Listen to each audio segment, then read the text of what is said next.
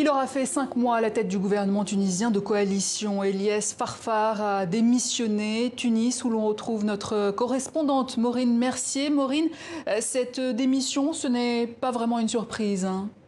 Non, on la sentait arriver. Soupçonné de conflit d'intérêts, Eliès Farfar a préféré jeter l'éponge avant de risquer d'être destitué. Une motion de censure soutenue par plus d'une centaine de députés a été déposée ce matin. Eliès Farfar est sous le coup d'une enquête, accusé de ne pas avoir cédé la gestion de ses parts dans une entreprise d'assainissement de déchets, entreprise qui a remporté un marché public après qu'il soit devenu Premier ministre. Alors, que va-t-il se passer maintenant? Le président Kais Saied doit proposer la personnalité la plus à même de remplir le poste après consultation avec les différents partis. Comprenez que les islamistes d'Ennahda, vainqueurs des élections législatives, auront particulièrement leur mot à dire.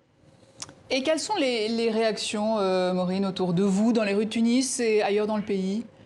Alors, on n'est même plus dans le découragement ou la colère, on a atteint l'indifférence, voire même le mépris pour cette classe politique. Les Tunisiens n'en attendent plus rien, tout parti confondu d'ailleurs.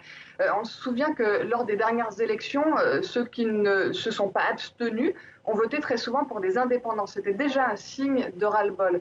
Les tractations pour désigner le nouveau Premier ministre vont paralyser la vie politique, alors que la situation économique, encore plus avec les conséquences du Covid, est catastrophique. Les Tunisiens vont devoir, encore une fois, attendre. Maureen Mercier en direct de